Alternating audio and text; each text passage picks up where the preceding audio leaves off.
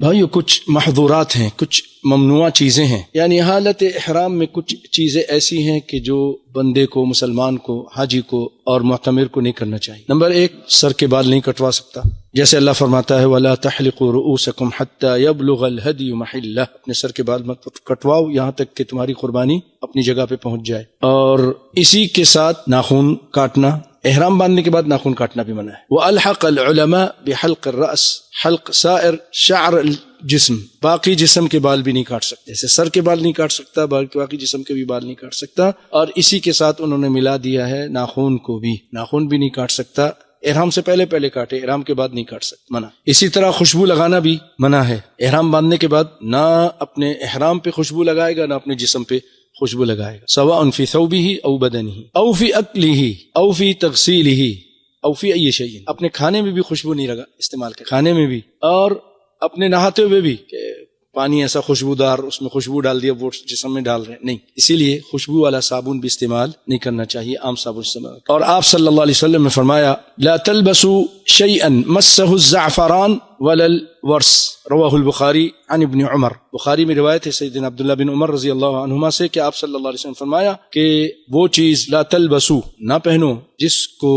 زعفران خوشبو کی قسم ہے، والورس بھی خوشبو کی قسم ہے، جس کو اس نے چھو لیا ہو، جس پہ وہ چیز لگا دی گئی ہے، اس کو اب نہیں پہن سکتے۔ اور اسی طرح تیسری چیز یہ ہے کہ آدمی جیسے اپنی بیوی کے ساتھ حج کے لیے جا رہا ہے، عمرے میں ہے، اور حالت احرام میں اپنی بیوی سے جو خاص ملاقات ہے وہ بھی نہیں کر سکتے۔ یہ اس لیے بہت ضروری ہے بتانا بھائیو، اگر کوئی شخص اتنا پیسہ خرچ کر کے اتنا ٹائم لگا کے حج کے لیے جاتا ہے اور حج کے مکمل ہونے سے پہلے وہ یہ کام کر لیتا ہے، اس کا حج فاسد ہو جائے گا اور آئندہ اس کو پھر حج کرنا پڑے گا، دم سے بھی کام نہیں چلے گا، پورا حج اس کا فاسد ہو جائے گا۔ بس یہ چیز ہے کہ اگر اس کو اس کا علم تھا، اگر علم نہیں تھا، شیخ عثیمین کے پاس ایک آدمی آیا اس طرح کا سوال، کہا کہ تم کو اس کا معلوم تھا کہ ایسے کرنے سے ایسا کرنا، نہیں، کہا جاؤ تمہارے لیے کوئی مسئلہ نہیں، اللہ اعلم۔ اسی طرح جو اس کام کے مقدمات ہیں، یعنی جیسے حدیث میں ہے من حج فلم یرفث، اور قرآن پاک میں ہے فلا رفث ولا جدال فی الحج، رفث جمع کی باتیں، تو مقدمات، بوس و کنار، چمٹانا، یہ کچھ بھی جائز نہیں ہے۔ اسی طرح محرم شادی بھی نہیں کر سکتا، چلو بھی دیکھ لیا اور چلو یہیں کوئی شادی کر لیتے ہیں آپس میں، شادی بھی نہیں کر سکتا، حالانکہ اس میں ابھی کچھ نہیں کر رہا ہے، لیکن شادی بھی نہیں کر سکتا، نہ شادی کا پیغام دے سکتا ہے۔ اسی طرح پانچویں چیز یہ ہے کہ وہ شکار نہیں کر سکتا۔ اللہ تعالیٰ فرماتا ہے یا ایھا الذین آمنوا لا تقتلوا الصید وانتم حرم، جب تم حالت احرام میں ہو تو شکار مت کرو۔ اور درخت کا کاٹنا یہ منع نہیں، حالت احرام میں محرم پر یہ چیز منع نہیں ہے، لیکن حدود حرم میں جو درخت ہیں وہ محرم ہو یا غیر محرم ہو ان کو نہیں کاٹنا، وہی حدود الحرم سواء کان محرما او غیر محرم، اسی لیے ولہذا یجوز فی عرفہ ان یقلع الاشجار ولو کان محرما، عرفہ میں اپنی سیٹنگ کرتے ہوئے، خیمہ لگاتے ہوئے کوئی درخت ہے اس کو وہ وہاں سے ہٹانا چاہتا ہے، اکھاڑنا چاہتا ہے، کاٹنا چاہتا ہے تو کاٹ سکتا ہے اگرچہ محرم ہے۔ چھٹی چیز جو حالت احرام میں ہے، اور یہ جو بیان کر رہا ہوں یہ مردوں کے لیے خاص ہے، لا تلبسوا القمیص ولا السراویل ولا العمائم ولا البرانس ولا الخفاف الا ان يكون احد ليست له نعلان فليلبس الخفين وليقطع اسفل من الكعبين، رواہ البخاری عن عبداللہ بن عمر۔ آپ صلی اللہ علیہ وسلم یہاں یہ فرماتے ہیں کہ وہ لباس، قمیص جو اس کے لیے اس کے جسم کے حساب سے سلائی گئی ہے، جس میں سلائی بھی موجود ہے، وہ نہیں پہن سکتا، اور سروال، شلوار کہہ دیں، پیجامے وغیرہ پیچھے نیچے کی طرف جو ناف سے نیچے باندھتے ہیں وہ بھی نہیں، پگڑی بھی نہیں باندھ سکتا، البرانس،